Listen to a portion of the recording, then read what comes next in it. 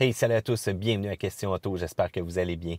On est toujours à bord de la Volvo S90, mais c'est maintenant l'heure des spécifications, comportement routier et on regarde la motorisation de ce véhicule-là parce que c'est quand même assez unique. Il faut dire que Volvo a une architecture qu'on appelle Drive-E. Donc, on veut vraiment focusser sur la puissance, sur la réponse. On veut focusser aussi sur la gestion efficace des gaz et on va avoir une expérience de conduite quand même assez inégalée. Donc, ça va être des motorisations qui vont être quand même très petites, qui vont donner du boost en masse. C'est modulaire et même on va faire un travail d'électrification pour rendre justement un système hybride disponible, toujours dans la même plateforme, toujours avec un moteur qui est facilement adaptable. Il faut dire que la motorisation qu'on a ici présentement est assez unique. On utilise un turbocompresseur et une suralimentation, donc un bon vieux supercharger. Donc c'est un 4 cylindres en ligne qu'on a. On va avoir bien entendu ces deux composantes-là. On va avoir une wastegate. On va avoir une conception en aluminium et c'est de l'injection directe qu'on va retrouver. Donc, le turbocompresseur et la suralimentation, c'est deux choses totalement différentes. Le supercharger va être capable de donner une pression tout de suite en partant, alors que le turbo, des fois, ça prend un peu de gaz d'échappement avant d'aller chercher de la pression. Donc, dès qu'on va être en dessous de 3500 tours, le suralimentaire ainsi que la turbocompression vont travailler ensemble, mais dès qu'on va dépasser ça, ça va être uniquement la turbocompression qui va quand même aider. Il faut dire que deux éléments comme ça génère de la chaleur. On utilise donc une confection assez unique, une double chemise dans laquelle on va les refroidir à l'aide d'eau ainsi qu'à l'aide d'air pour être sûr d'avoir la réactivité la plus efficace possible. On parle de 316 chevaux à 5400 tours et c'est quand même 295 livres de couple qu'on va être capable d'aller chercher entre 2200 et 5400 tours. Révolution maximale du moteur, on parle de 6000 tours. Et bien entendu, c'est du 91 octane qu'on doit utiliser à l'intérieur, du bon super. Les chiffres sont quand même assez intéressants. Donc, du côté de Volvo, on parle de 0-100 km/h en 5,9 secondes. Vitesse maximale 250, mais vous le savez, on va tester ça bientôt. Je parle pour l'accélération et non la vitesse maximale. Et vous allez voir si on se rapproche de ça. Traction intégrale, ça va être quand même bien avoir aussi les meilleurs résultats possibles. Ailleurs dans le monde, et bientôt de notre côté, vous allez avoir aussi sans doute l'apparition des versions T5 avec des motorisations qui vont faire 250 chevaux et 258 livres de couple. Les T8 aussi devraient être quand même disponibles sous peu. Configuration donc branchable électrique hybride avec un système qui va offrir plus de 400 chevaux vapeur. Et pour nos cousins européens, je le sais, vous avez les versions diesel. Bien, je veux vous entendre. Qu'est-ce que vous en pensez? Les avez-vous essayés? Ou encore, laquelle motorisation voudriez-vous choisir? Il faut dire que ces moteurs-là sont modulaires. Qu'est-ce qu'on entend par là? C'est qu'on utilise un design vraiment compact et une approche qui va être facilement modifiable. Vous allez remarquer que ça va être principalement toujours la motorisation 2 litres turbo que vous allez retrouver à l'intérieur et on partage l'architecture, peu importe quelle configuration de moteur vous allez utiliser. La transmission, eh bien, c'est une 8 vitesses Geartronic qu'on appelle. On a un mode manuel qu'on peut sélectionner. C'est quand même intéressant. La 7 et la 8e vont agir en tant qu'overdrive, si on veut, pour sauver le maximum d'essence. On utilise donc un système de traction intégrale quand même assez intéressant, un Borg-Warner Génération 5, qui va distribuer la puissance entre l'avant et l'arrière. Donc, lors de conditions normales, secs, on va envoyer presque toute la puissance aux roues avant et le système va constamment calculer où il a besoin vraiment de la puissance maximale. Puis, il va être capable d'envoyer jusqu'à 50% donc, du couple à l'arrière. Et lorsqu'on va être arrêté, dès qu'on va être prêt à redécoller, c'est toujours la traction intégrale qui est engagée pour donner vraiment le maximum de traction durant les accélérations. Eh bien, parlons-en du comportement routier, parlons-en des accélérations. Le 2 litres turbo pour un petit moteur comme ça dans une si grosse bagnole est quand même assez impressionnant. C'est quand même bon aussi. On essaie de donner le maximum de puissance, on essaie d'intégrer le boost qu'on va avoir pour aller chercher un peu la rivalité avec les motorisations à 6 et 6 que 8 cylindres qu'on va retrouver dans la compétition. Est-ce que c'est assez? Je ne crois pas. Présentement, on devrait travailler un petit peu plus fort encore, mais vu qu'on veut quand même rester économique et avoir une bonne empreinte écologique, je crois que c'est quand même le choix logique. On utilise une technologie aussi qu'on appelle Power Pulse. Donc ça, qu'est-ce que ça va faire au juste? Ça va prendre l'air donc du filtre à air à l'intérieur via un compresseur et on va avoir un réservoir de 2 litres.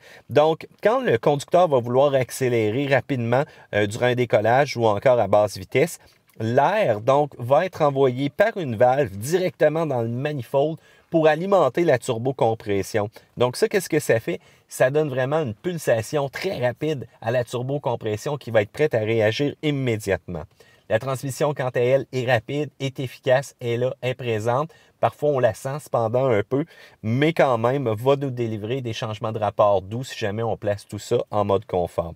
Du côté des freins, eh bien, ça varie selon la grandeur des mags aussi. À l'arrêt, il faut vraiment tenir fort pendant la pédale. C'est ce qu'on a remarqué lorsqu'on va être dans le trafic aussi, ou encore lorsqu'on veut juste appliquer une pression pour nous arrêter pendant un certain moment. Il faut peser très fort, alors que j'aurais pensé que ça aurait été un petit peu plus doux ou un peu plus réactif. Les disques à l'avant, c'est 12,7 pouces, à l'arrière, 12,6 pouces, donc c'est quand même une très bonne dimension qu'on a.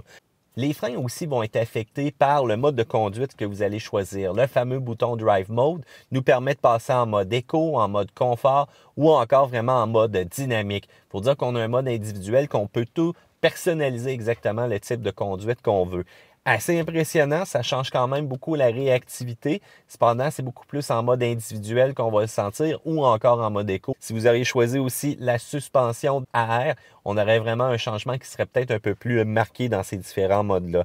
La direction est bien électrique, elle est lourde, parfois même très lourde, surtout avec les systèmes d'assistance qui devraient faire le contraire. Donc, ça devrait plutôt nous aider à avoir moins de fatigue.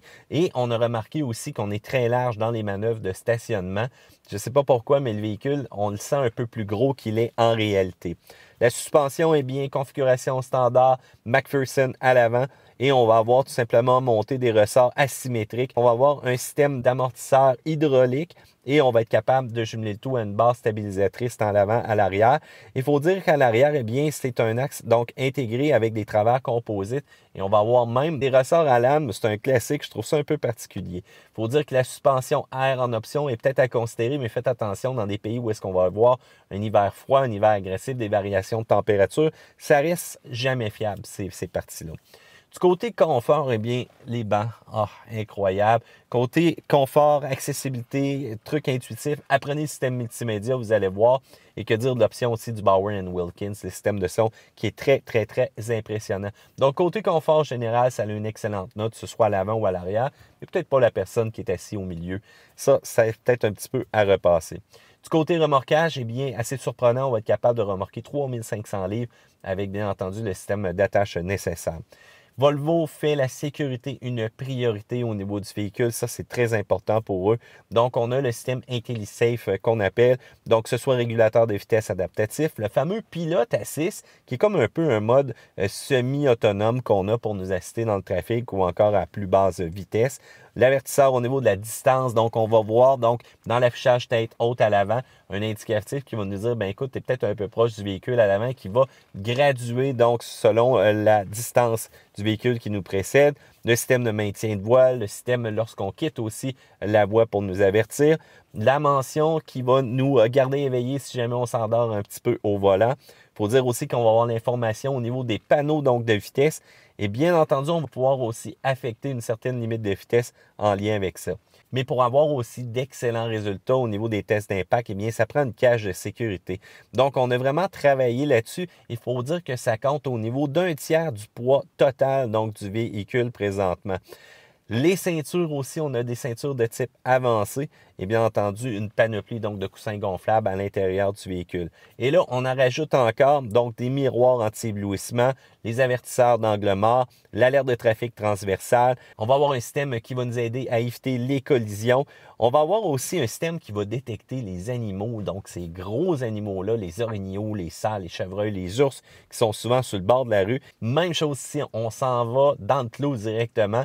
Le véhicule donc va se préparer, va avoir un système de sécurité qui va nous aider donc à avoir de la protection si jamais ça nous arrive. On jume le tout en plus parce que c'est passé une caméra 360 degrés, de l'aide pour le parking, donc que ce soit en parallèle ou en perpendiculaire, on a un système très autonome. On ne fait pas juste nous stationner, on nous sort du stationnement aussi avec la Volvo S90.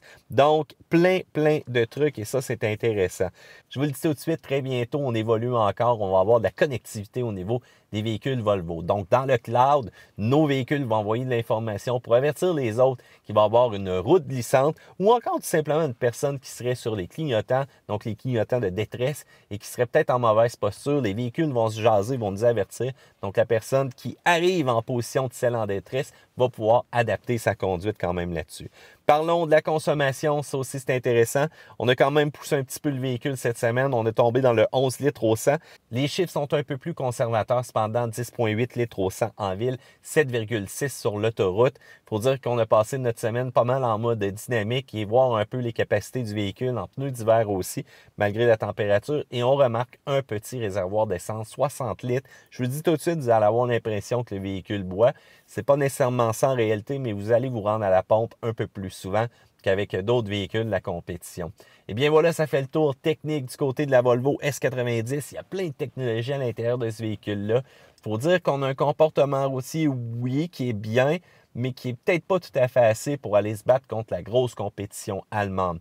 Cependant, encore une fois, l'équipement de sécurité tout partout dans le véhicule, c'est pas pour rien que Volvo est présentement un leader dans ce domaine-là. Je veux savoir qu'est-ce que vous en pensez. Section commentaires ci-bas. Faites un pouce en l'air parce que vous aimez cette vidéo-là. Abonnez-vous aussi à la chaîne de Questions Auto parce qu'on a plein d'autres vidéos pour vous. Et venez nous jaser sur Facebook aussi, ça va nous faire plaisir. Donc la page Questions Auto. Je vous dis à plus, à la prochaine, à une autre vidéo de Questions Auto.